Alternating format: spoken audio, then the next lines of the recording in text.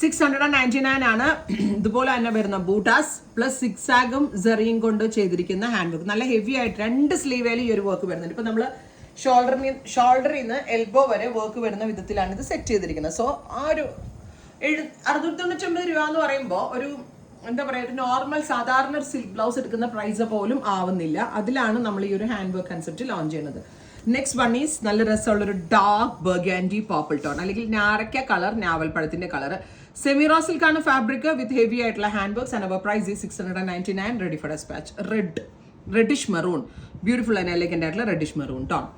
Finally brown, നല്ല രസമുള്ളൊരു dark coffee brown tone.